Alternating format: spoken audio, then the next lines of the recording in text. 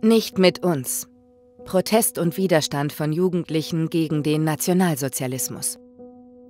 Nach der Machtübernahme 1933 beginnen die Nationalsozialisten, politische Gegner oder Andersdenkende systematisch zu verfolgen. Sie bestimmen, wer zur sogenannten Volksgemeinschaft gehört und wer nicht. Einige Jugendliche wollen sich nicht vorschreiben lassen, wie sie zu leben und was sie zu denken haben. Junge Arbeiter, Sinti, Christen oder Juden wehren sich gegen Einschränkungen und Vorschriften. Ihr Protest und Widerstand hat sehr unterschiedliche Gesichter und Formen. Verweigerung, Selbstbehauptung, Dagegensein oder kleine Gesten der Mitmenschlichkeit und Solidarität.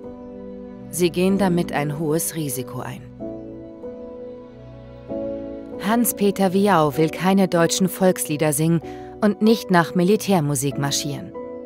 Er liebt die verbotene Swingmusik. Er gründet eine Band und geht regelmäßig Swing tanzen.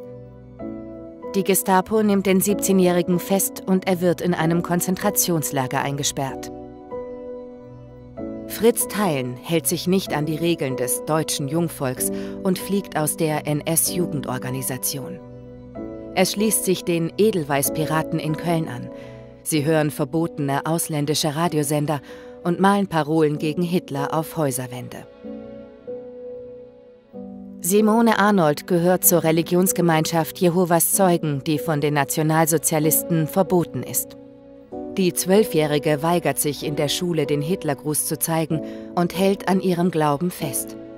Deshalb wird sie aus der Schule geworfen und für mehrere Jahre in ein Erziehungsheim eingesperrt. Sophie Scholl schließt sich der Widerstandsgruppe Die Weiße Rose an. Zusammen mit ihrem Bruder Hans verteilt die 17-Jährige Flugblätter gegen den Krieg. Sie werden erwischt und 4 Tage später in München zum Tode verurteilt und enthauptet. Karl Lauterbach wird in die Wehrmacht eingezogen und dient als Soldat an der Ostfront. Bei einem Heimaturlaub verletzt er sich absichtlich selbst, um nicht wieder in den Krieg zurück zu müssen. Karl wird verraten und 1945 im Alter von 21 Jahren wegen Wehrkraftzersetzung hingerichtet. Truus Menger schließt sich der niederländischen Widerstandsbewegung an.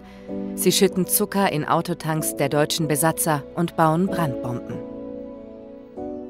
Die Zwangsarbeiterin Esther Weißblum arbeitet in einer Munitionsfabrik in Auschwitz-Birkenau.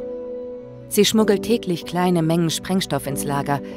Die Widerstandsbewegung im Lager stellt daraus Handgranaten her. Während eines Aufstands gelingt es ihnen, eines der Krematorien zu zerstören. Die SS verhört und foltert Esther. Die 21-Jährige wird vor den Augen der versammelten Häftlinge gehängt. Nur 3 Wochen später wird das Lager befreit. Sofia Pozilowska beobachtet im Konzentrationslager Ravensbrück medizinische Experimente an polnischen Häftlingsfrauen. Sie dokumentiert ihre Namen auf einer Liste. Izak Rudaschewski muss mit 14 Jahren ins Wilnaer Ghetto ziehen. Er schreibt Tagebuch, um sich gegen die allgegenwärtige Gewalt zu behaupten.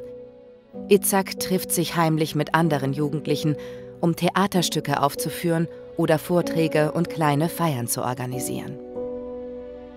Die Webseite Verfolgung von Jugendlichen im Nationalsozialismus zeigt weitere mutige Mädchen und Jungen, die sich zwischen 1933 und 1945 widersetzen und in das Visier des staatlichen Terrors gerieten.